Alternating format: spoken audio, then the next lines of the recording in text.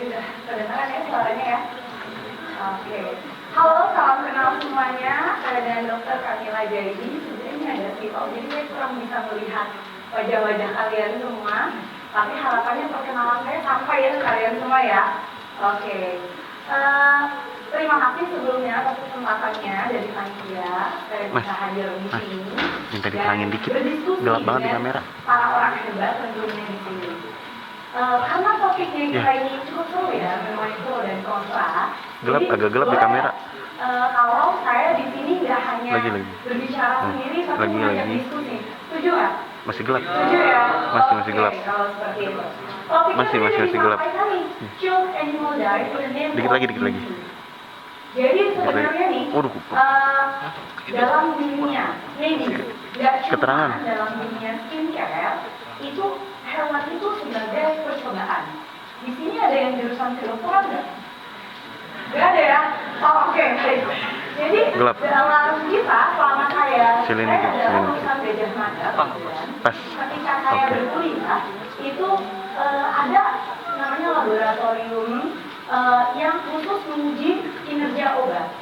Nah itu digunakannya memang pada hewan. Jadi kita menyuntikkan ke kelinci, kemudian ke tikus. Walaupun sekecil apapun obat yang kita uji, itu hewan itu harus dimusnahkan. Gitu ya. Jadi ketika hewan itu akhirnya dimusnahkan, mulai nih orang-orang pecinta hewan mencari berpendapat gitu ya, kayak ini hewan benar-benar satu-satunya caranya melalui uji hewan ini. Nah, karena ini pro dan kontra, saya tanya nih ke kalian, ini kan orang-orang hebat nih, anak kuliahan. Coba kasih pendapatnya dong, dikit-dikit. Mungkin yang di sisi paling ujung sebelah kanan, setuju nggak kalau hewan harus dikorbankan? Setuju nggak? Nggak kedengeran nih, setuju nggak? Yang paling kanan? Ya, kalau yang kiri? Kalau tengah? Nggak. Kenapa enggak? Kenapa enggak? Kenapa enggak? Kira-kira kenapa? Nggak boleh? Oke, karena kita adalah orang-orang yang hebat, kita by data. Kenapa boleh, kenapa nggak boleh? Pasti kalau lihatin gemes-gemes kayak tadi, ya jangan dong, kasihan atau loh, gitu kan? Ya. Tapi kalau ditanya, emang ada alternatifnya? Ya kan? Nah, jawabannya adalah, kita jawab sekarang. Yang pertama adalah, yang membuat suatu kandungan baru atau produk itu pabrik. Setuju atau enggak?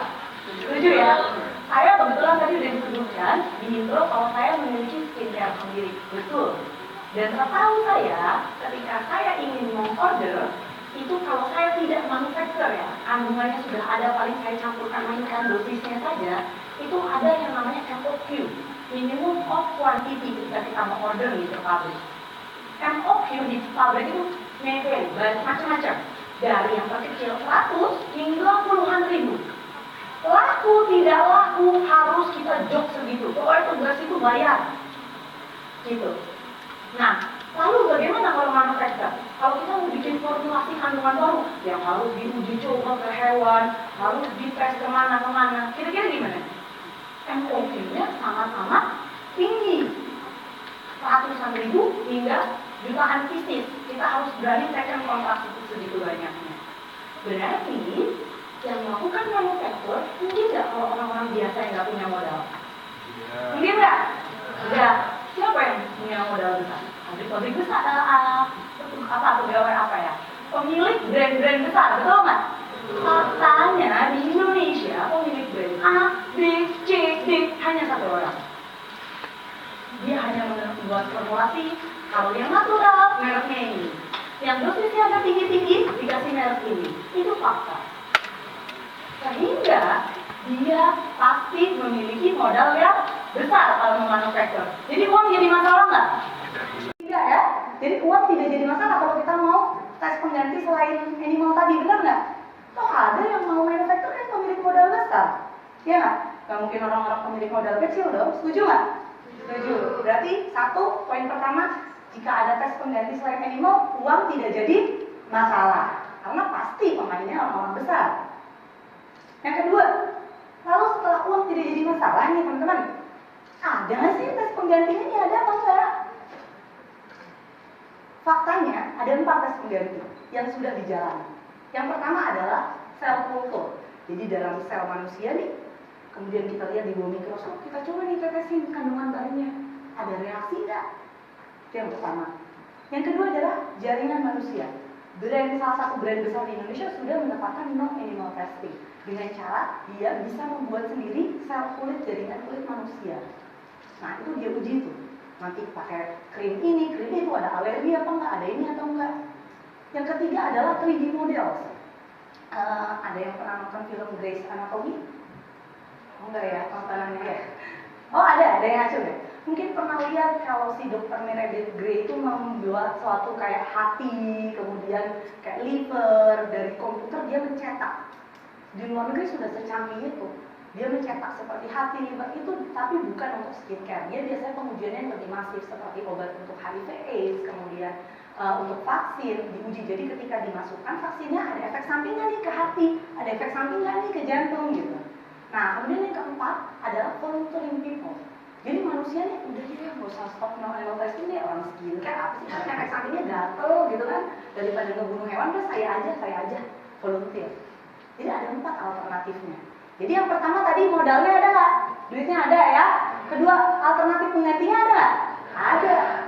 Tapi pertanyaannya nih, alternatifnya itu lebih baik nggak sih dibandingin si animal testing? Kan gitu. Namanya membuat suatu formulasi lebih baik nggak? Kan kayak gitu. Nggak mungkin udah lebih mahal nih, seandainya lebih mahal tapi nggak lebih baik. Siapa yang mengambil jalur itu? Nggak ada dong. Benar nggak sih?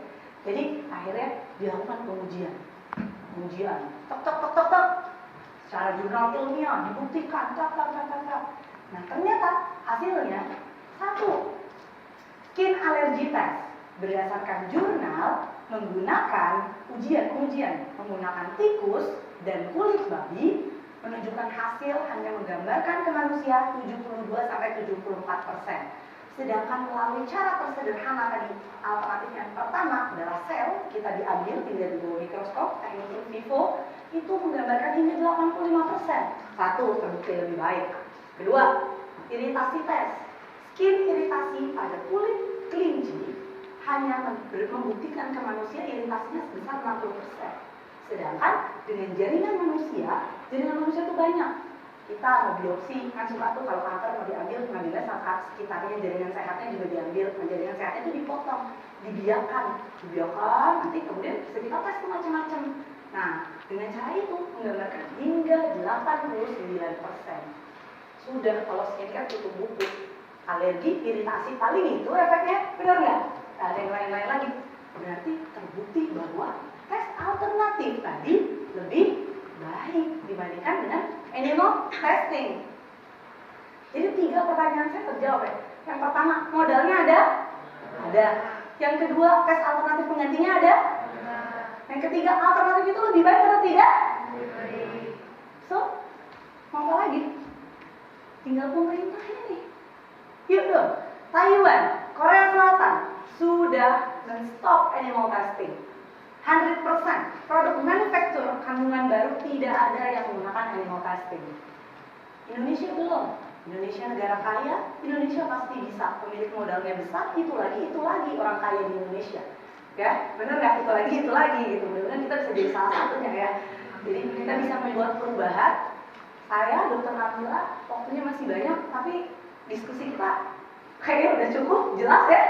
Dr. Kamila dengan tegas saya menyatakan saya no animal testing, dan saya tantang kepada Indonesia, saya tantang kepada pabrik pemilik komersial besar.